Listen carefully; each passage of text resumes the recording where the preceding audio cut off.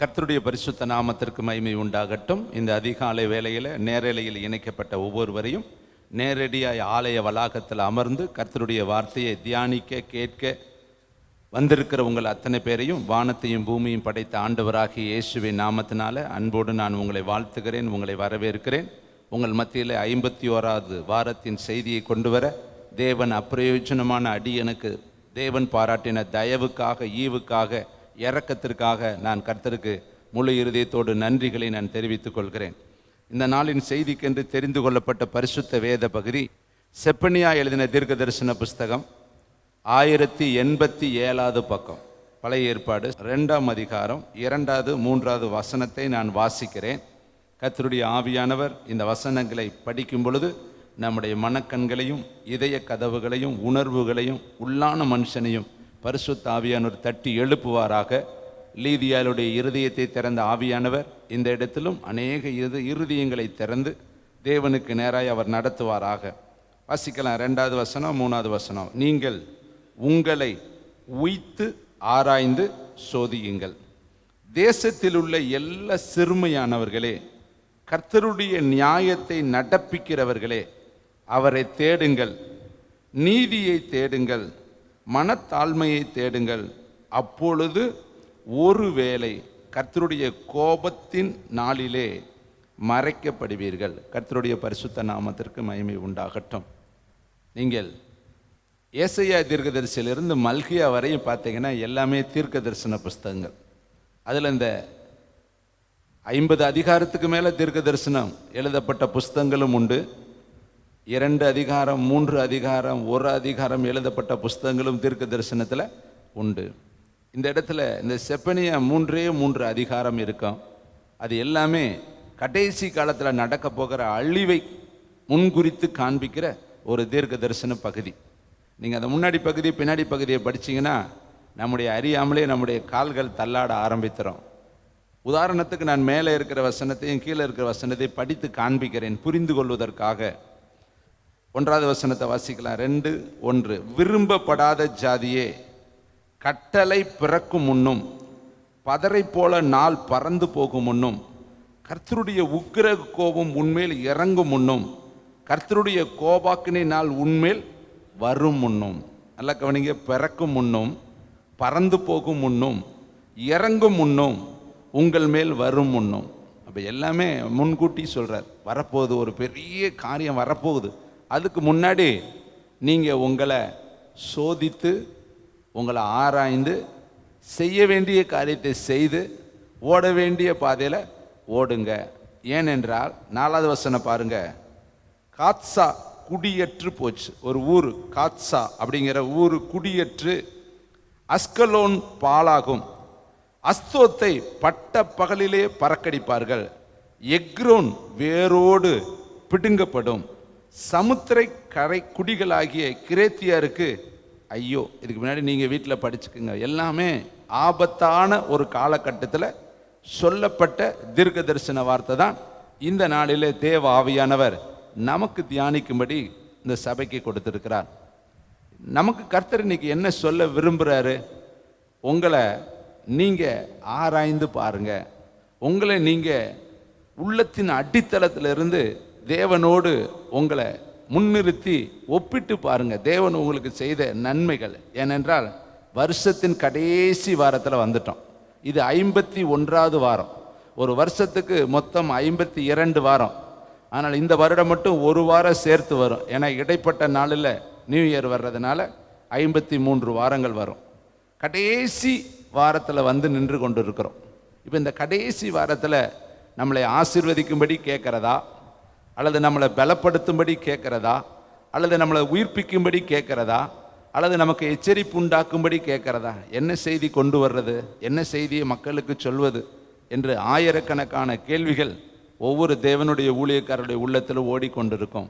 அப்படிப்பட்ட சிந்தையோடு நம்ம ஜெபிக்கும் பொழுது தான் தேவனுடைய ஆவியானவர் எச்சரிப்பு உண்டாக்கும்படியான ஒரு செய்தியை, தட்டி எழுப்பும்படியான ஒரு செய்தியை, உணர்வை தூண்டும்படியான ஒரு செய்தியை, அடிமனதில் இருக்கிற எல்லா காரியத்திற்கும் ஒரு பதிலை கொடுக்கும்படியான செய்தியை தேவாவியான இந்த நாளிலே பேசும்படி இந்த வார்த்தையை கொடுத்திருக்கிறார். முதல்ல நம்மை நாமே ஆராய்ந்து பார்க்கணும்.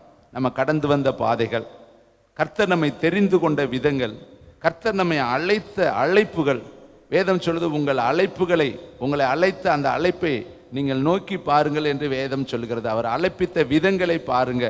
குலத்துக்கு ஒருவனாக, கோத்திரத்துக்கு ஒருவனாக, ஜாதிக்கு ஒருவனாக, சங்கத்திற்கு ஒருவனாக, எங்கெங்கேயோ இருந்த நம்ம கர்த்தரை அழைத்து கொண்டு வந்து இந்த நாளில் இந்த மந்தையில் ஒரு உடன்கட்டை உடன் இணைப்பு ஓட்டக்காரர்களாக கர்த்தர் வைத்திருக்கிறார்.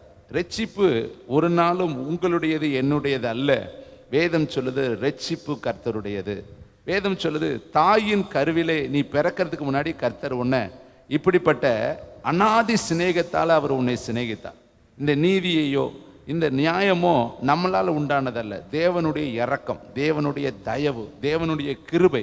அந்த கிருபைக்கு சொந்தக்காரர்களாகிய நமக்கு கர்த்தர் இந்த காலையில் நம்மோடு கூட பேசுகிறாரு.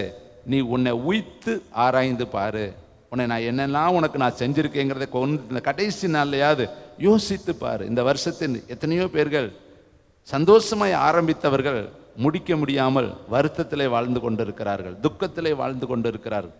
எத்தனையோ நாடுகள் அழிக்கப்பட்டு போச்சு, எத்தனையோ கிராமங்கள் பட்டணங்கள் மூழ்கி போய்விட்டது, எத்தனையோ வீடுகளில் கணவன் கிடையாது, மனைவி கிடையாது, பிள்ளைகள் கிடையாது, பிரியமானவர்களை இழந்து போயிருக்கிறார்கள். எத்தனையோ தொழில் ஸ்தாபனங்கள் மூடப்பட்டு போய்விட்டது. எத்தனையோ பேர்கள் உடல் உறுப்புகளை இழந்து போய்விட்டார்கள். எத்தனையோ நபர்கள் தங்களுடைய வாழ்க்கையில அநேக விலைமதிக்க முடியாத உறுப்புகளை இழந்து போயிருக்கிறார்கள். அருமையானவர்களே, ஆனால் ஒரு குறைவில்லாதபடி கர்த்தர் இந்த நாளில் இந்த காலை வேளையில் நம்ம இந்த இடத்துல வைத்திருக்கிறார் என்றால் அதை நம்ம கொஞ்சம் உட்கார்ந்து ஆராய்ந்து யோசித்து பார்க்கணும். இது என்னால் உண்டானது அல்ல, அது தேவனுடைய சுத்த கிருபை என்பதை உணர்ந்து இந்த வசனத்தை நாம் தொடர்ந்து தியானிப்போம். கர்த்தர் நமக்கு உதவி செய்வார். 3வது வசனத்தை பாருங்களே. தேசத்தில் உள்ள எல்லா சிறுமையானவர்களே. இன்னைக்கு உங்களுடைய கேள்வி, நான் சிறுமையும் எளிமையுமானவன். அண்ணால் ஜோமண்ணா, என் சிறுமையை கண்ணோக்கி பாரும். நிறைய பேர் இன்றைக்கு இங்கே உட்கார்ந்து இருக்கிற லைவில் இருக்கிற நிறைய பேர் சிறுமையின் அடித்தளத்தில் இருக்கிறீங்க. அநேகரால் சிறுமைப்படுத்தப்பட்டு இருக்கிறீங்க. அநேகர் உங்களை சிறுமைப்படுத்தி இருக்கிறாங்க. அநேக காரியங்கள் உங்களுடைய வாழ்க்கையில வேதனை உண்டாக்கும்படி நடந்திருக்கிறது.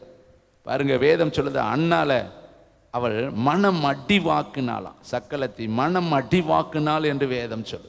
அப்ப எந்த அளவுக்கு அவளுக்கு காயப்பட்டிருந்தா அவ தேவனிடத்துல போய் கண்ணீரோடு ஜெபிக்கிறா, என் சிறுமையை நீர் கண்ணோக்கி பாரும் என்று சொல்லி. அப்ப அந்த அளவுக்கு அவளுடைய மனதுல அடித்தளத்துல அந்த காயம் இருந்திருக்கு. காரணம், அவளுக்கு அந்த பாக்கியம் இருந்தது, இவளுக்கு அந்த பாக்கியம் இல்லாததினால் அவள் காயப்படுத்தப்பட்டாள். ஒருவேளை இந்த வருஷத்தின் ஆரம்பத்தில் இருந்து காயப்படுத்தப்பட்டு, சிறுமைப்படுத்தப்பட்டு, நொறுக்கப்பட்டு, கைவிடப்பட்டு, கலங்கி போய் வந்திருக்கிறியா?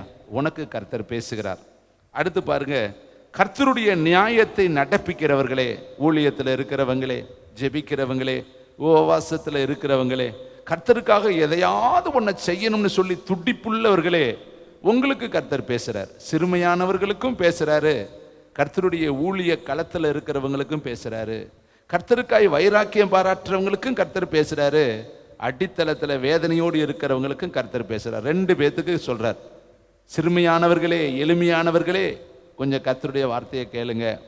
ஊழிய களத்தில் இருக்கிறவங்களே, நியாயத்துக்காய் போராடுகிறவர்களே, பரிசுத்தம் வரணும்னு தேசத்துக்காக பரிசுத்தத்துக்காய் போராடுகிறவர்களே, தேசத்துல நியாயம் வெளிப்படணும்னு கண்ணீர் வடிக்கிறவர்களே, உங்களுக்கு கர்த்தர் பேசுறாரு.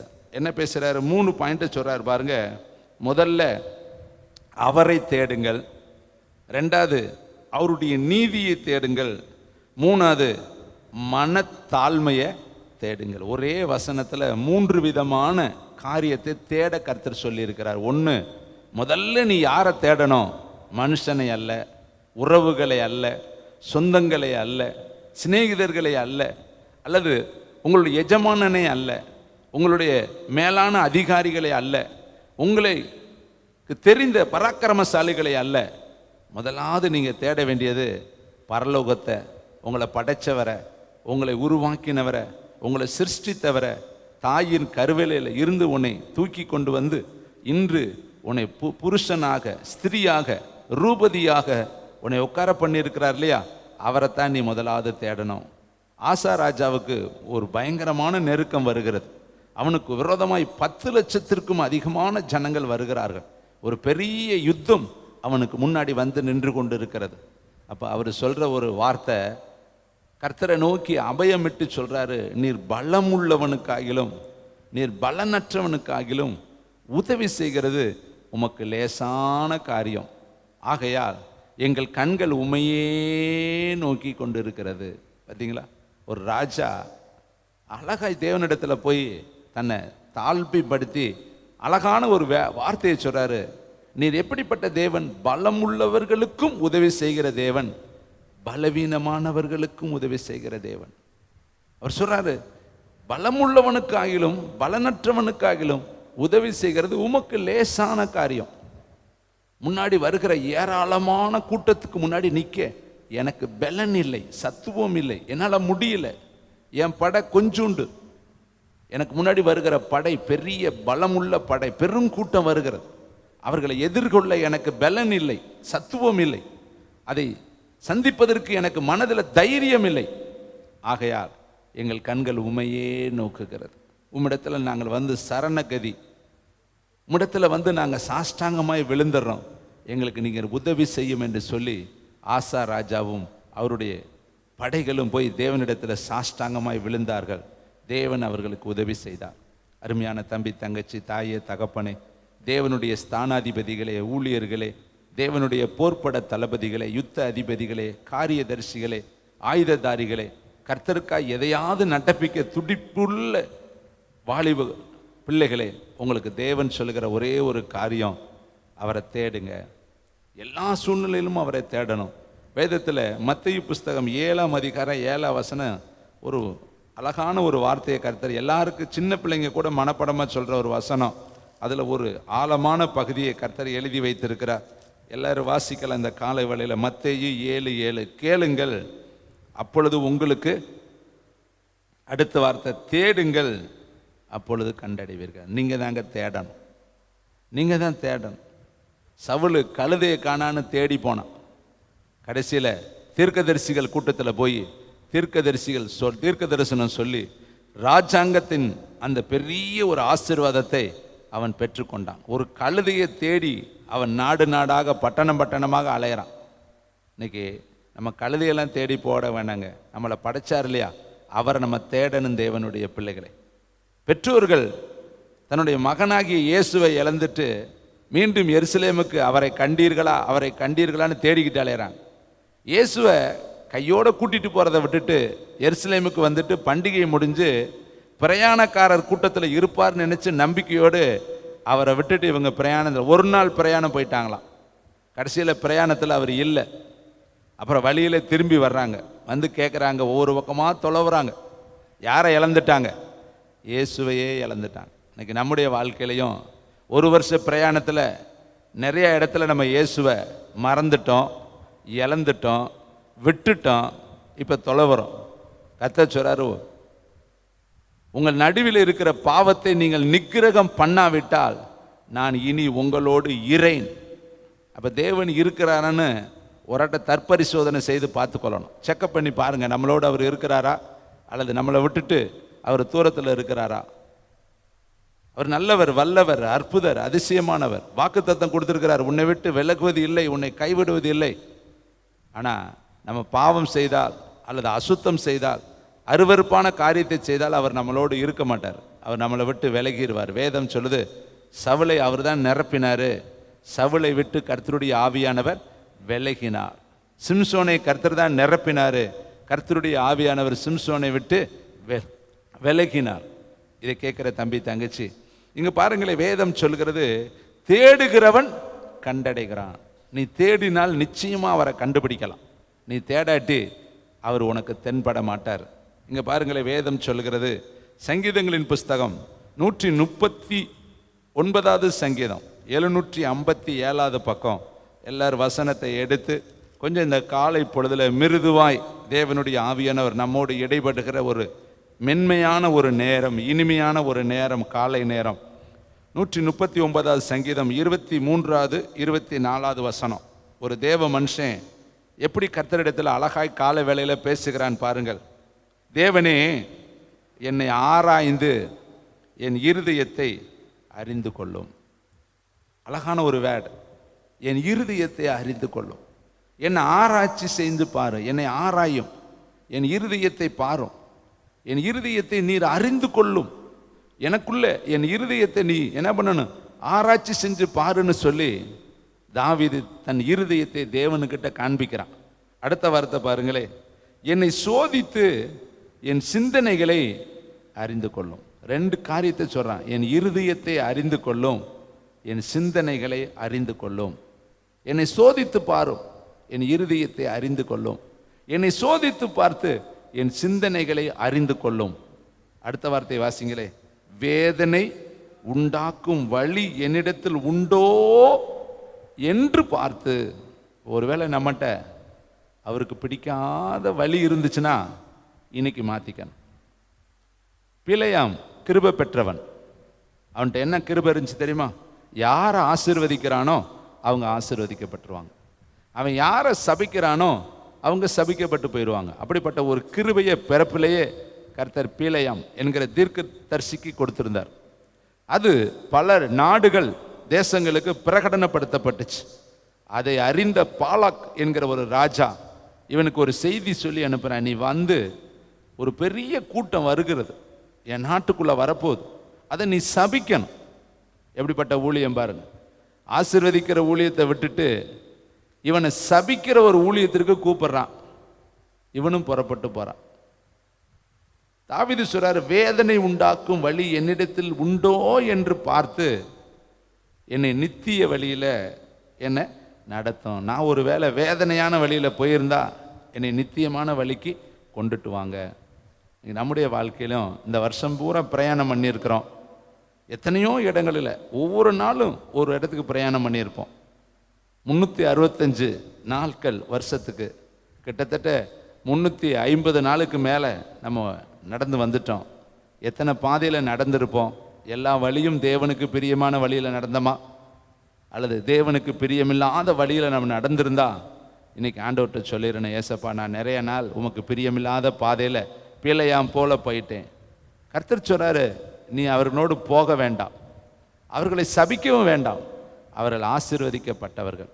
ஆனால் அந்த ராஜாவுக்கு போகணுங்கிற எண்ணம், ஏன்னா இந்த பிழையாம் தீர்க்கதரிசிக்குள்ள ஒரு உணர்வு வருது. ராஜா சொல்கிறேன், பாலாக்கு வா, உன்னை நான் கனம் பண்ணுவேன், உனக்கு நான் பலிகளை செலுத்துவேன், உனக்கு மேடைகளை நான் கட்டுவேன், பலிபீடங்களை நான் கட்டுவேன், உன்னை நான் ரொம்ப கனம் பண்ணுவேன், நீ என்ன சொன்னாலும் நான் உனக்கு செய்கிறேன், ஆனால் எனக்காக வந்து அந்த ஜனங்களை சபிக்கணும். அப்போ இவன் மனசு போகணும் போகணும் போகணுங்கிற எண்ணம் வந்துக்கிட்டே இருக்கு. அதனால அவன் போய் திருப்பி திருப்பி ஜெபம் பண்ணுறேன், ஆண்டவரே போகலாமா போகலாமா போகலாமா போகலாமா. நம்முடைய வாழ்க்கையிலும் இது தாங்க மதியனம். கர்த்தர் ஒரு முறை சொல்லிட்டாருன்னா மாற்றிக்கொள்ள அவர் ஒரு மனிதன் அல்ல. வானத்து நட்சத்திரங்களைப் போல பெருக பண்ணுவேன்னு சொல்லிட்டாருன்னா கட்டாயம் நடக்கும். காலங்கள் தாமதப்படலாம், நாட்கள் கூட குறைய ஆகலாம், ஆனாலும் முடிவிலே அது விளங்கும், அது பொய் சொல்லாது, காத்திரு பொறுத்திரு என்று கர்த்தர் எழுதியிருக்கிறார். ஆனால் அதுங்காட்டியும் சாராள் சொன்னா, அழகா சொல்றா, அவளுக்கு நல்லா தெரியும் கர்த்தர் என் கற்பத்தை அடைத்திருக்கிறார், அவளுக்கு தெரியுது அடைச்சிருக்கிறான்னு அழகா சொல்றாளே.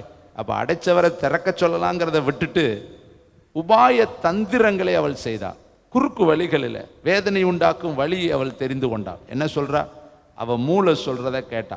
யோசனை அவ யோசனை, மனுஷ யோசனை. தேவன் யோசனையில் பெரியவர், ஆனா மனுஷன் யோசனையில பெரியவன் கிடையாது. மனுஷனுடைய யோசனை அற்பமானது, அழிஞ்சு போகக்கூடியது. நம்ம ஒன்று நினைப்போம், அங்க வேற நடக்கும். இப்ப இவ என்ன சொன்னா, ஒரு வேளை இவளால் என் வீடு கட்டப்படும். ஒரு வேளை, அந்த வார்த்தையை கவனிங்க, ஒரு வேளை. ஒருவேளை இல்லாம போலாம்ல. சரி, இவங்க 2 பேரும் எடுத்த ஒரு மனப்பாட்டுனால வந்த விளைவு என்ன தெரியுமா? துஷ்ட மனுஷன் உலகத்துல வந்தான். அப்ப இவங்க 2 பேரும் ஒழுக்கமா இருந்திருந்தாங்கன்னா, கீழ்ப்படிஞ்சிருந்தாங்கன்னா, கர்த்தர் சத்தத்துக்கு ஒத்து போயிருந்தாங்கன்னா, காத்திருந்தாங்கன்னா, தேவனுடைய சமூகத்துல தவறான பாதையை தேர்ந்தெடுக்காமல் இருந்திருந்தாங்கன்னா, துஷ்டன் இந்த உலகத்துக்கு வந்திருக்க மாட்டான். இந்த துஷ்டனை கொண்டு வந்தது யாரு? இவங்களுடைய கீழ்ப்படியாமை தேவனுடைய பிள்ளைகளை. தாவீது அவள் அழகா சொல்றார், வேதனை உண்டாக்கும் வழி என்னிடத்தில் உண்டோ என்று பார்த்து என் இருதயத்தை சோதித்து பாரும், என் சிந்தனைகளை நீ சோதித்து பார். இன்னைக்கு நம்மளுடைய சிந்தனையை நீங்கள் சோதித்து பாருங்கள். நமக்கு எத்தனை பொல்லாத சிந்தனை வருது, எவ்வளோ கோபம் வருது, எவ்வளோ எரிச்சல் வருது, எவ்வளோ முறுமுறுப்பு வருது, எவ்வளோ கசப்பு வருது. இந்த சிந்தையோடு நம்ம புது வருடத்துக்குள்ளே எப்படி கர்த்தர் நம்மளை கொண்டு போக முடியும்? அவர் பாவத்தை பார்க்காத சுத்தமான கண்ணுள்ளவர் அவர் அல்லவா? கர்த்தர் சொல்றாரு, உலகத்தின் அதிபதி என்னிடத்தில் வருகிறான், அவனுக்கு என்னிடத்தில் ஒன்றும் இல்லை. உங்களில் யாராவது என்னிடத்தில் பாவம் உண்டு என்று சொல்லக்கூடுமோ? அப்படி கர்த்தர் கேட்கிறார். இதை கேட்குற தம்பி தங்கச்சி, இந்த கால வேளையில் நீங்கள் உங்களை ஒரு விஷயம் பரிசோதித்து பாருங்க. தாவீது ரொம்ப பிடிச்ச ஒரு வார்த்தை எப்படி சொல்றாரு பாருங்க, என்னை ஆராய்ந்து என் இருதயத்தை அறிந்து கொள்ளும்.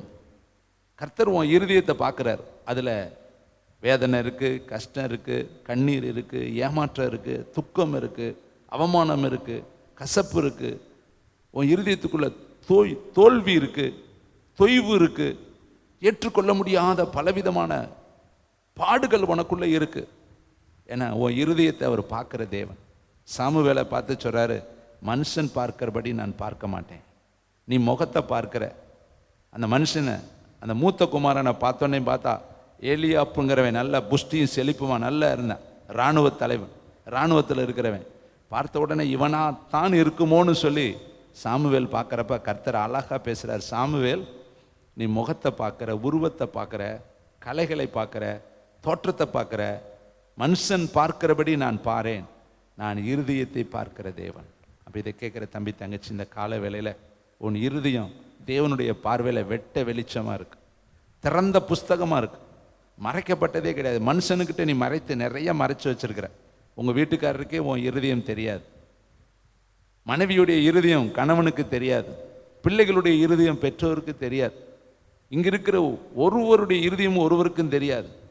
வாய் பேசும் இருதயத்தின் நிறைவினால், ஆனால் கொஞ்சம் தான் சொல்லும். சில காரியத்தை வாய் மறைச்சிக்கும், சொல்ல மாட்டோம், வெளியில் சொல்லாமல் சில விஷயத்த, அது பெண்கள் நிறைய வச்சுருப்பீங்க மனதுக்குள்ளே, வெளியே சொல்லவே மாட்டீங்க. தனிமையில் போய் அண்ணால் மனம் கசந்து அழுதாள். ஏலி சொல்கிறேன், நீ குடிச்சு வெறிச்சிருக்கிற. அவ சொல்கிறா, இல்லை நான் குடிக்கவும் இல்லை, வெறிக்கவும் இல்லை, நான் மன கிளேசம் உள்ள ஸ்திரீ, நான் துக்கத்தின் ஆழத்தில் வந்து என் தேவனிடத்தில் இருதயத்தை நான் கொட்டுகிறேன். இருதயத்தை ஊற்றினாள், எழுதியிருக்கு, இருதயத்தை ஊற்றினாள். அப்போ எந்த அளவுக்கு அவள் மன கிளேசம் இருந்திருந்தா தேவனிடத்தில் போய் தன் இருதயத்தை ஊற்றி இருப்பாள். இப்போ தாவீது சொல்கிறாரு, என் இருதயத்தை நீ ஆராய்ங்க, பாருங்க உள்ள எவ்வளவு, சவுலால் எவ்வளவு பாதிப்பு, மீகாலால் எவ்வளவு பாதிப்பு. மீகாலுக்காக 200 பேத்த கொன்று நான் இவளை திருமணம் முடித்தா, கல்யாணம் முடித்தா அன்னைக்கே துரத்தி விட்டுட்டாங்க. 200 குடும்பத்தை அழித்து இவளை கல்யாணம் முடிச்சு அதெல்லாம் விரட்டி விட்டானே. யோனத்தான் என்னை அவ்வளவு நேசித்தான், வஸ்திரத்தெல்லாம் கொடுத்தேன், ஆனால் இப்போ என்னை அவனும் துரத்தி விட்டுட்டானே. நான் ஆடு மேய்க்கிறப்பயாவது ஒரு தடி வச்சுருந்தேன், சவுளுக்கிட்ட வர்றப்ப பட்டயம் இருந்துச்சு, ஆனால் துரத்தி விடுறப்ப தடியும் என்கிட்ட இல்லை, பட்டயமும் என்கிட்ட இல்லை, வஸ்திரமும் என்கிட்ட இல்லை. பஞ்சம் அவனுடைய தலை விரித்து ஆடுது, பசி அவனால் தாங்க முடியலை. ஆலயத்தில் போய் அங்கே இருக்கிற ஆசாரியன்ட்ட கேட்குறேன், ஏதாவது இருக்குதா, ஏதாவது இருந்தால் கொடு, எனக்கு ரொம்ப பசிக்குது, என்கிட்ட ஒன்றுமே கிடையாது. அவன் சொல்கிறேன், ஆலயத்தில் இருக்கிற பரிசுத்த அப்பந்தான் இருக்குது, அதை உனக்கு நான் இப்போ கொடுக்கக்கூடாது, ஆனாலும் சில கண்டிஷன், இதெல்லாம் நீ கீழ்ப்படிஞ்சிருந்தேனா இதை உனக்கு தர்றேன். அப்போ எந்த அளவுக்கு பாருங்கள், ஒரு போர் வீரன், ஒரு தேவ மனுஷன் எப்படி போகிறான் பாரு. இதெல்லாம் அவன் மனசுக்குள்ளே இருக்குது. அதனால தான் சொல்கிறேன், என் இருதயத்தை ஆராய்ந்து என் சிந்தனைகளை என்னை சோதித்து அழகாய் கர்த்தரிடத்தில் சொல்கிறான். இதை கேட்குற தம்பி தங்கச்சி, இன்னைக்கு உன் இருதயம் அடித்தளம் தேவனுடைய பார்வையில் இருக்குது, நீ சோர்ந்து போகாத, ஆனால் அவரை தேடு. இன்னொரு பகுதியை நான் உங்களுக்கு காண்பிக்க விரும்புகிறேன். யோபு 23ஆம் அதிகாரம் 3வது வசனம், பக்க நம்பர். யோபு புஸ்தகத்தை எடுத்துக்கொள்வோம். 23ஆம் அதிகாரம். யோபு சொல்கிற வார்த்தையை பாருங்களேன், எவ்வளவு வேதனையோடு அந்த மனுஷன் இந்த வார்த்தைகளை பதிவு செய்திருக்கிறார். நீங்களும் நானும் ஒருவேளை அந்த பாதையில் கடந்து போய் கொண்டிருக்கலாம்.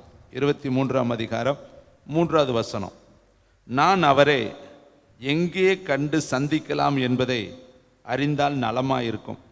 அப்பொழுது நான் அவர் ஆசனத்துக்கு முன்பாக வந்து சேர்ந்து என் நியாயத்தை அவருக்கு முன்பாக வரிசையாக வைத்து காரியத்தை ரூபிக்கும் வார்த்தைகளால் என் வாயை நிரப்புவேன்.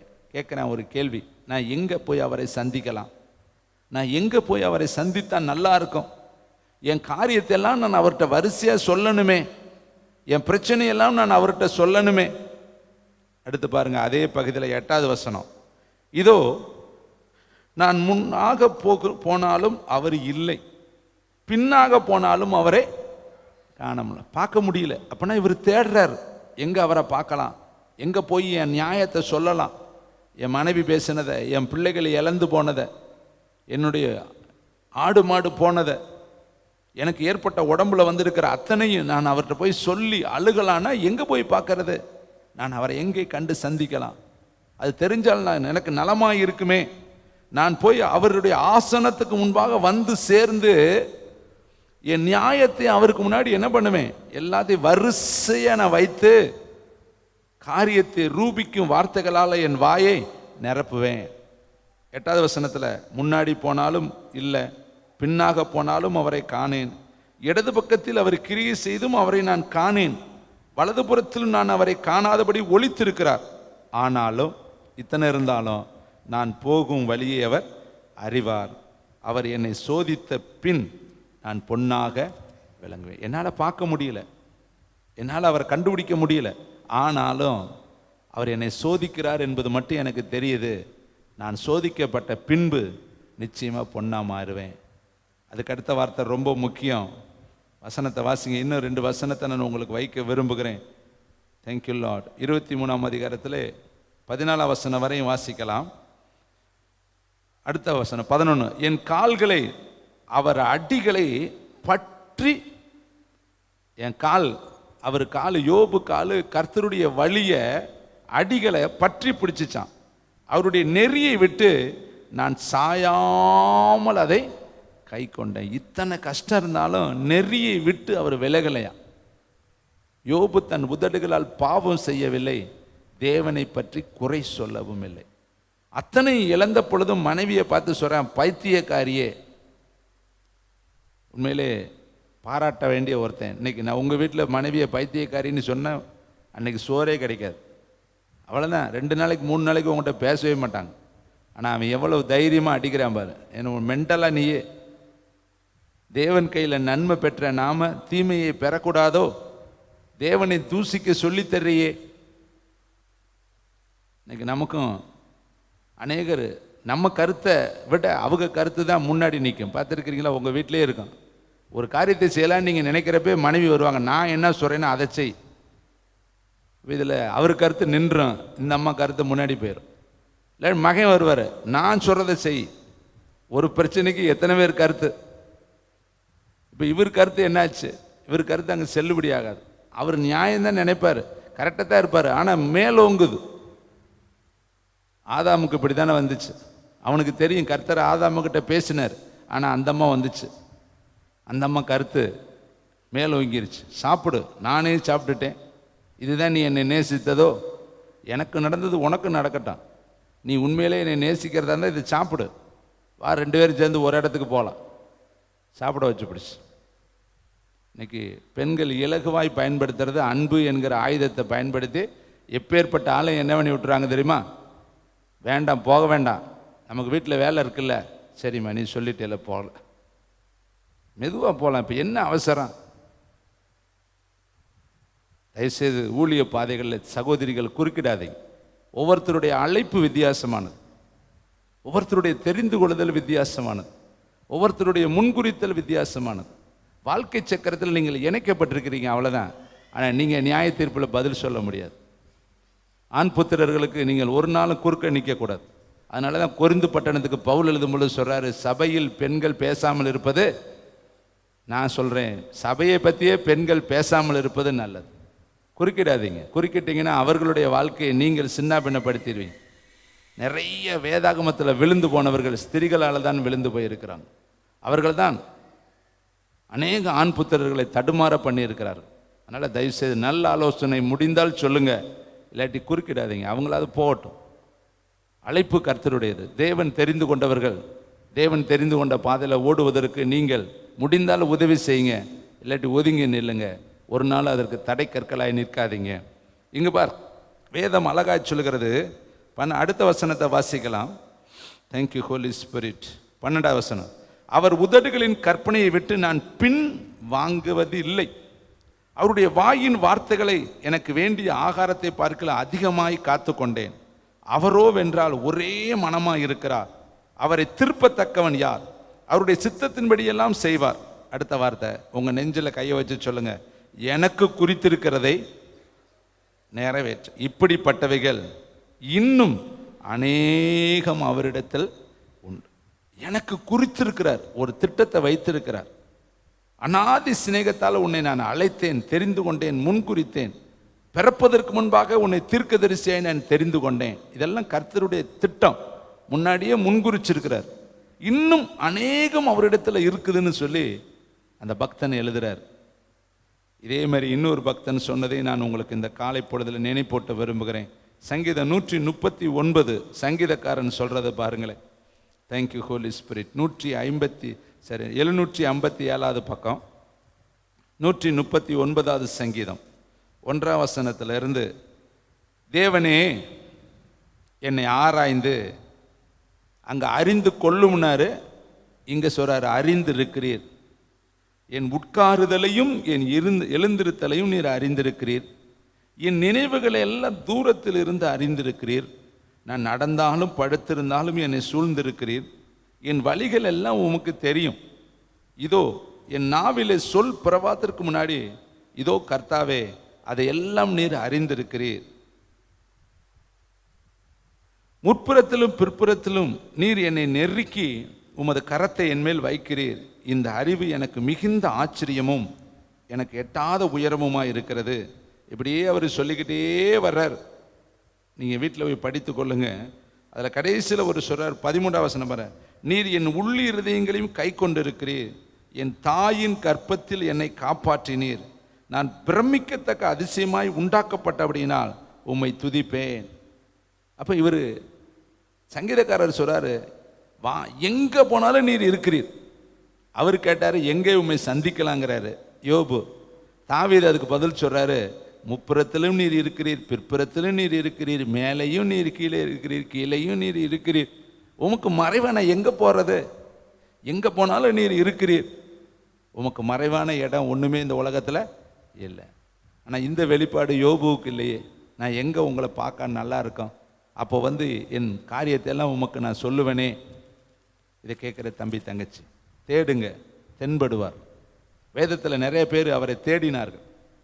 2 மனிதர்களை எப்படி தேடினார்கள்? ஒருத்தன் ஆதாயத்துக்காக தேடினான், ஆசீர்வாதத்துக்காக தேடினான், சுயநலத்திற்காக தேடினான், தன் தேவைக்காக தேடினான். ஒருத்தரை அன்புக்காக தேடினாங்க, ஆசைக்காக தேடினாங்க, நேசத்துக்காக தேடினாங்க. இந்த 2 பேரையும் இந்த காலை பொழுதுல உங்களுக்கு நினைப்பூட்ட, ஏன்னா வேதம் உங்களுக்கு வெட்ட வெளிச்சம் எல்லாம் தெரியும். ஆனால் ஆவியானவர் வசனத்தில் இருந்தால் நம்மளோடு பேசுவார், நினைப்பூட்டுவார். வேதம் சொல்லுது, எம்மாவூர் சீசலோடு அவர் பேசும் பொழுது இருதயம் கொழுந்து விட்டு எரிந்துச்சான். அவங்களுக்கு வசனம் தெரியாத தெரியும், ஆனாலும் அந்த நேரத்தில் அவர் பேசும் பொழுது இருதயம் கொழுந்து விட்டு எரியுது. எரேமியா சொல்றார், உம்முடைய வார்த்தைகளை என் இருதயத்துக்குள்ள அடைத்து பார்த்தேன், அடக்க முடியல, அது அக்கினியா எனக்குள்ள எரிகிறது என்று சொன்னார். இன்னைக்கு காலை வேளையில் உன் நேசம் அன்பின் நேசமா, அன்பினால தேடுறியா அல்லது தேவைக்காக நீ தேடுறியாங்கிறத இந்த 2 பகுதிகளை நான் உங்கள் மத்தியில் வைக்கும் பொழுது நீங்களே இதை கண்டுபிடிச்சிருவீங்க. முதலாவது, தேவைக்காக தேடின ஒரு மனுஷன். தேடுங்கள் என்று கர்த்தர் சொன்னார் இல்லையா, அவரை தேடுங்கள்னு. தேவைக்காக தேடலாம். நிறைய பேர் இன்னைக்கு வருவாங்க, வியாதி போக, கஷ்டம் போக, கண்ணீர் போக, பிரச்சனை தீர, பிசாசுடைய காரியங்கள்லாம் விலக, சூனிய கட்டுகள் உடைய, மந்திர கட்டுகள் உடைய வருவாங்க. சில பேர் பரலோகத்துக்கு போவதற்கே வருவாங்க. எனக்கு எதுவுமே வேணாம் ஐயா, ஆண்டவர் மட்டும் போதும். இங்கே ஒரு மனுஷன் வருகிறான் பாருங்கள். ஆதியாகமம் 32ஆம் அதிகாரம் 26வது வசனம். அவன் வந்ததுக்கு ஒரு நோக்கம் இருக்குது. அவன் எதற்காக தேவனிடத்தில் வருகிறான்? அவன் வந்ததனுடைய ஆழம், அகலம், நீளம், உயரம் என்ன, இப்போ கர்த்தரை அவன் தேடுவதனுடைய முக்கியத்துவம் என்ன என்று சொல்லி ஆதியாகமம் 32ஆம் அதிகாரம் 26வது வசனம். அவர், நான் போகட்டும், பொழுது விடுகிறது என்றார். அதற்கு அவன், நீர் என்னை ஆசீர்வதித்தால் ஒழிய உம்மை போக விட்டேன். இங்க யாரு? முற்பிதாக்களின் மூன்றாவது பிதாவான யாக்கோப்பு ஒரு ராத்திரி முழுவதும் தேவனை தேடுறான். இதில் வசனத்தை பாருங்களே, 22 வசனம். ராத்திரியிலே எழுந்திருத்து தன் 2 மனைவிகளையும் தன் 2 பணிவிடைக்காரிகளையும் தன்னுடைய 11 குழந்தைகளையும் கூட்டிக் கொண்டு யாக்கோப்பு என்கிற ஆற்றின் துறையை கடந்தான். அவர்களையும் சேர்த்து ஆற்றை கடக்க பண்ணி தனக்கு உண்டான யாவையும் அக்கறைப்படுத்தினான். யாக்கோப்பு பிந்தி தனித்திருந்தான். அப்பொழுது ஒரு புருஷன் பொழுது விடியுமளவும் அவனோடு போராடி எல்லாரையும் அக்கறைப்படுத்தி விட்டு இவன் தனித்து தேவனிடத்தில் வருகிறான். இதனுடைய நோக்கம் என்ன? எதற்காக இவ்வளவு நாளா மனைவிகள் பின்னாடி, பிள்ளைகள் பின்னாடி, மந்தைகளுக்கு பின்னாடி, உலகத்தின் பின்னாடி 20 வருஷம் ஓடினவன் இப்போ கர்த்தரை தேடி ஒரு ராத்திரி முழுசும் வர்றான்னா அதனுடைய உண்மையான ஆளை என்னன்னா, அவனுக்கு முன்னாடி ஒரு ஆபத்து இருக்கு, அவனுக்கு முன்னாடி ஒரு பெரிய பிரச்சனை இருக்கு, அவனுக்கு ஒரு பெரிய அழிவு வந்துகிட்டு இருக்குது. அப்போ இவன் இந்த இடத்துல அன்பினால வந்தானா அல்லது அழிவிலிருந்து தன்னை பாதுகாத்து கொள்ள தேவனிடத்தில் விண்ணப்பம் பண்ண வந்தானா? உண்மையான அன்புள்ளவனாக இருந்தால் எத்தனையோ நாட்கள் இவன் மனைவியை ஒதுக்கிட்டு ஜெபம் பண்ணியிருக்கணும், எத்தனையோ நாட்கள் பிள்ளைகளை ஒதுக்கிட்டு இவன் ஜெபம் பண்ணியிருக்கணும். 20 வருஷமாய் அவன் மாமனார் வீட்டில் நல்ல சொகுசாய் வாழ்ந்து கொண்டு கர்த்தரை தேடலை, கர்த்தருக்கு பின்னாடி ஓடலை. ஏன்னா இப்போ அவனுக்கு ராகேல் பெருசு, லேயால் பெருசு, சில்பால் பெருசு, பில்பால் பெருசு, இன்னும் யோசேப்பு, அடுத்து பென்யமீன், அடுத்து காத்து, அடுத்து பார்த்தீங்கன்னா செபுலோனு, நப்தலி, இன்னும் பார்த்தீங்கன்னா ரூபனு, இன்னும் பார்த்தீங்கன்னா சிமியோனு, லேவி. பிள்ளைகள் மாறி மாறி மாறி அவங்களெல்லாம் இவன் பார்த்து பார்த்து பூரித்து போய் பிள்ளைகள் பின்னாடி, மனைவிகள் பின்னாடி, வேலைக்கு பின்னாடி, ஆட்டுக்கு பின்னாடி ஓடிக்கிட்டே இருக்கிறான். அத்தனைக்கும் ஒரு நாள் ஆபத்து வந்துருச்சு, அத்தனைக்கு ஒரு நாள் டேமேஜ். இதை கேட்குற தம்பி, தங்கச்சி, தாயே, தகப்பனே, நாமும் கூட ஓடுவோம் ஓடுவோம் ஓடுவோம். ஒரு நாள் நெருக்கம் வரும் பொழுது டாக்டர்கள் சொல்லுவாங்க, எங்களால் முடியாது, இன்னும் படைச்சவர் தான் பார்க்கணுங்கிறப்ப தான் மனுஷன் யாரை பார்க்க ஆரம்பிப்பான் தெரியுமா? ஆண்டவரை பார்க்க. அல்லது போலீஸ் ஸ்டேஷன் அல்லது கோர்ட்டு கேஸு பிரச்சனைன்னு ஒன்று வரும்பொழுது தான் மனுஷனுக்கு கர்த்தரை தேடுற எண்ணம் வருது. இவனுக்கு அப்படி தாங்க. 20 வருஷத்துக்கு முன்னாடி கர்த்தர் இவனோடு பேசினார், இவனை கர்த்தரை அழைச்சார், அபிஷேகம் பண்ணினார், எல்லாம் கொடுத்துருந்தார். ஆனால் லேயாளுடைய அந்த பார்வை, மனைவிகளுடைய அன்பு இவனை கர்த்தரிடத்தில் நெருங்க விடாதபடி என்ன பண்ணிடுச்சு? சிற்றின்ப பிரியனா மாற்றிருச்சு. மனுஷனுக்காக வாழ்ந்து மனுஷிக்காக ஓடி பிள்ளைக்கு பின்னாடியே ஓடி இப்போ எல்லாம் மொத்தமாக டோட்டலாக பாதிக்கப்பட போகுது. அப்போ பார்க்குறேன், நம்மளை காப்பாற்ற ஒரே ஒருத்தரால் தான் முடியும். எல்லாரையும் அக்கறைப்படுத்திடுவோம், கர்த்தரை தேடுவோம்னு போய் அந்த ராத்திரி போய் உட்காந்து ஜெபம் பண்ணுறேன், கர்த்தரை தேடுறான். ஆனால் உள்ளத்துக்குள்ள அவன் தேடுவதனுடைய நோக்கம் ஆசீர்வதிக்கணும். இல்லாட்டி என் மந்தை போயிடும், என் மனைவி போயிடும், என் பிள்ளைகள் போயிடும், என் குடும்பம் போயிடும், 20 வருஷமாக நான் சம்பாதிச்சதெல்லாம் போயிடும், அதுக்காக தேடுறான். ஆனால் உண்மையிலே அன்புக்காக அவன் தேடலை, நேசத்துக்காக தேடலை, தேவன் மேலே இருக்கிற பற்றுதலுக்காக தேடலை, தேவன் மேலே இருக்கிற அந்த விசுவாசத்துக்காக அவன் தேடலை, அவர் மேலே இருக்கிற அலாதி அன்பினால் அவன் தேடலை. அவன் சுயநலக்காரனாக ஏற்கனவே எப்படி ஏசாக்கிட்ட இருந்து ஆசீர்வாதத்தை பறித்து கொண்டானோ, ஈசாக்கு கிட்ட இருந்து எப்படி ஆசீர்வாதத்தை பறித்து கொண்டானோ, லாபான்ட்டு இருந்து எப்படி ஆட்டுக்குட்டிகளை எடுத்து கொண்டானோ, அதுபோல தேவனிடத்திலையும் ஒரு சுயநலக்காரனாக வந்து ஜெபம் பண்ணுறான். ஆனால் அந்த சுயநல ஜெபத்தை கர்த்தர் கேட்டு அங்கே அவனை கர்த்தர் ஆசீர்வதித்தாராம். ஒருவேளை இந்த வருஷத்தின் கடைசியில் வந்திருக்கிற நீங்கள் அடுத்த ஆண்டுக்காக ஒரு சுயநல ஜெபம் பண்ணக்கூடாது, உண்மையான இருதயத்தோடு நம்ம தேடணும் தேவனுடைய பிள்ளைகளை. இன்னொரு மகள் எப்படி தேடினார் வாசிப்போம். யோவான் 20ஆம் அதிகாரம் 1வது வசனம். தேங்க்யூ, வண்டர்ஃபுல் த ஹோலி ஸ்பிரிட். யோவான் 20ஆம் அதிகாரம் 1வது வசனம். ஒரு வசனத்தை மட்டும் நான் உங்களுக்கு காண்பித்து முடிக்க விரும்புகிறேன். கர்த்தருக்கு மகிமை உண்டாகட்டும். வாரத்தின் முதல் நாள் அதிகாலையில் அதிக இருட்டோடு மகதலை நாள் மரியாள் கல்லறையினிடத்திற்கு வந்து கல்லறையை அடைத்திருந்த கல் எடுத்து போட்டிருக்க கண்டாள். அடுத்து 11ஆம் வசனம். மரியாள் கல்லறையின் அருகே வெளியே நின்று அழுது கொண்டிருந்தாள். அப்படியே அவள் அழுது கொண்டிருக்கையில் அவள் குனிந்து கல்லறைக்குள்ளே பார்த்து. 15வது வசனம். இயேசு அவளை பார்த்து, ஸ்திரியை ஏன் அழுகிறாய், யாரை தேடுகிறாய் என்றார். அவள் அவரை தோட்டக்காரன் என்று எண்ணி, ஐயா, நீர் அவரை எடுத்துக்கொண்டு போனது உண்டானால் அவரை வைத்த இடத்தை எனக்கு சொல்லும், நான் போய் அவரை எடுத்துக்கொள்கிறேன் என்றாள். இங்கே ஒரு ஸ்திரீ பல பிசாசு பிடித்திருந்த இந்த பெண்ணை ஏசப்பா விடுதலையாக்கி அவளுடைய வாழ்க்கையில பெரிய ஒரு வெளிச்சத்தை கொடுத்தாரு. இந்த வெளிச்சத்தை பெற்ற இந்த மகதலினாள் மரியாள் தேவனை உண்மையான இருதயத்தோடு அவள் நேசித்தாள். எந்த ஒரு எதிர்பார்ப்பும் அவள்கிட்ட இல்லை. ஏன்னா இருட்டில் இருந்த எண்ணெய், பிசாசு பிடியில் இருந்த எண்ணெய், உலகத்தின் வழியில போய்கிட்டு இருந்த எண்ணெய் இவரை ரட்சித்து அன்பினாலே என்னை பரலோகத்தை காட்டிட்டார்னு சொல்லி இவள் உண்மையான இருதயத்தோடு இயேசுவை நேசித்தாள். இப்போ நீங்கள் எப்படி வாரத்தின் முதல் நாள் அதிகாலை வேளையில் வந்திருக்கிறீங்க இல்லையா? இன்னைக்கு வாரத்தின் முதல் நாள் அதிகாலை இருட்டோடு வந்துட்டீங்க. 4 மணிக்கெல்லாம் இங்கே வந்திருக்கிறீங்க, 4:30 வந்திருக்கிறீங்க, 5 மணிக்கு நீங்கள் வந்திருக்கிறீங்க. உங்களை மாதிரி தான் அவளும் அதிகாலை இருட்டோடு எழுந்து புறப்பட்டு கல்லறைக்கு போனான். நீங்கள் ஆலயத்துக்கு வந்திருக்கிறீங்க, அவள் கல்லறைக்கு போனா. ஒருத்தியாத்தான் போனா, சிங்கிளாக போறா, யாருமே கூட போகல. அவளாம் ஓடுறான். என்ன? அவரை போய் எடுத்துக்கொள்ள ஓடினாள். அவர் மேலே வச்ச அன்பினால ஓடினாள். அவர் சரீரம் கல்லறைக்குள்ள இருக்கிறதை நினைத்துக்கிட்டு, ஐயோ அவரை அடக்கம் பண்ணிட்டாங்களே, அடிச்சு அநியாயமாக சிலுவையில் அடிச்சு அவருடைய தலையில முள்முடி வைத்து அவரை கையும் காலும் பலவிதமான வேதனைப்படுத்தி அவரை சிலுவையில் அடிச்சு கொன்னு உள்ள வச்சுட்டாங்களேன்னு சொல்லி அந்த கல்லறையில போய் நின்று அழுவதற்காக அவள் ஓடினாள். ஆனா அவள் ஓடின நேரம் அந்த கல்லறை திறந்து கிடக்குது. கல்லறைக்குள்ள ஒருத்தரையும் காணா. அவள் திரும்பி உடியாந்து சீசர்களிடத்துல சொல்லிட்டு அழுதுகிட்டே இருக்கிறா, அழுதுகிட்டே இருக்கிறா, அழுதுகிட்டே இருக்கிறா. இதை பார்த்த கர்த்தர் அவளை பார்த்து கேட்கிறாரு, ஏன்னு அழுகிறா? யாரை நீ தேடுற? அவ சொல்றா, அவரை எங்க வச்சாங்கன்னு எனக்கு தெரியல, அவர் எங்க போனார்னு எனக்கு தெரியல, அவர் இருக்கிற இடத்த சொன்னீங்கன்னா நான் போய் அவரை எடுத்துக்கொள்கிறேன். இதை கேட்கிற தம்பி தங்கச்சி, இவ என்ன காரியத்துக்காக தேடினா? என்ன ஆதாயத்துக்காக தேடினா? கர்த்தர் மேல வச்ச அன்பினால் அவரை தேடினா. இவளுக்கு சுயநலம் எதுவுமே கிடையாது. அன்பு சகலத்தையும் தாங்கும், சகலத்தையும் சகிக்கும். அன்பு அவளுக்குள்ள இருந்துச்சு. கர்த்தருடைய அன்பு என்னை நெருக்கி ஏவுகிறது என்று பவுல் எழுதுறார். பரம அழைப்புதலின் பந்தய பொருளுக்காக இலக்கை நோக்கி நான் ஓடுகிறேன். அழுது என் இருதயத்தை உடைக்காதீங்க, இயேசுக்காக மரிக்கவும் நான் ஆயத்தம். இதுதாங்க உண்மையான அன்பு. யாக்கோபு தன் குடும்பத்துக்காக தேடினா, ஆனா மரியாள் உண்மையான அன்பு, இருதயத்தின் அடித்தளத்தில் அந்த அன்பு இருந்துச்சு. அவள் தேவனிடத்துல போய் கல்லறைக்கு வெளியே நின்று அழுக போனா. கடைசியில் கர்த்தரையே முகமுகமாய் அவள் பார்த்து கர்த்தரிடத்துல தன் இருதயத்தெல்லாம் ஊற்றினாள். இதை கேட்குற தம்பி தங்கச்சி, இந்த காலை வேளையில் கர்த்தர் நம்மோடு பேசுறாரு. அவரை தேடுங்கள், உங்களுக்கு அவர் தென்படுவார். அடுத்து இன்னும் 2 பகுதியை பேச நேரம் இல்லை.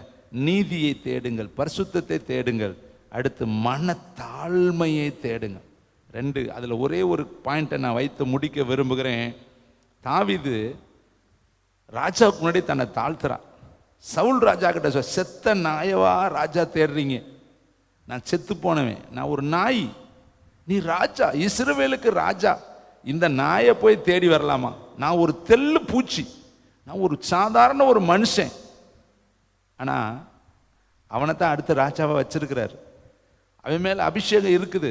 அவன் தான் கோலியாத்தை வீழ்த்தினவன், அவன் தான் 200 பேர்த்த கொன்னவன், அவன் போற இடமெல்லாம் காரியத்தை செய்தவன், யுத்தம் பூரா அவனுக்கு கர்த்தர் கற்றுக் கொடுத்துருக்கிறாரு. ஆனா அவன் மனது மட்டும் எவ்வளவு தாழ்மையா இருக்கு பாருங்க. அவன் சொல்றான் ராஜா கிட்ட, நான் செத்து போன ஒரு நாயையா, நீர் இஸ்ரவேலின் ராஜா, ஒரு சமஸ்த ராஜா, என்னைய போய் தேடி வரலாமா? அற்ப மனுஷனாக என் பின்னாடி நீ வரலாமா? அப்படி தன்னை தாழ்த்து அவனுக்கு கற்றுக்கொண்டான். அதனாலதான் கர்த்தர் அவனை டாப்ல உயர்த்திக்கிட்டே இருந்தார். யோவான் ஸ்நானகன் எப்படி தாழ்த்தினார் தெரியுமா? இயேசு கிறிஸ்துனுடைய பாத ரட்சையை தொடுவதற்கு நான் பாத்திரன் அல்ல, செருப்பை தொடக்கூட நான் தகுதி கிடையாது, நான் சிறுக வேண்டும், அவர் பெருக வேண்டும். அவர் உன்னதத்திலிருந்து வந்தவர், நான் இந்த பூமியிலிருந்து உண்டானோம். அவருடைய பாதரட்சையை கூட எனக்கு தொட தகுதி கிடையாது. அப்படி தன்னை தாழ்த்தினான், தாழ்த்தினான், தாழ்த்தினான்.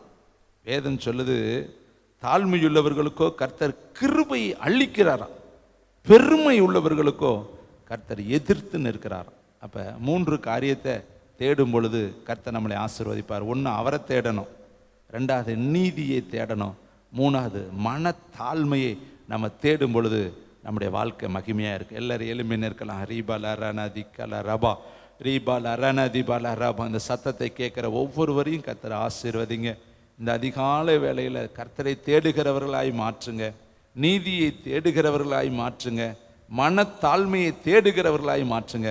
ஒவ்வொரு மேலேயும் கர்த்தருடைய கரமும் கிருபையும் மகிமையும் இறங்கட்டும். கர்த்தர் பெரிய காரியம் செய்யும். ஹல்லேலூயா. இயேசுவின் நாமத்தில் ஆமென்.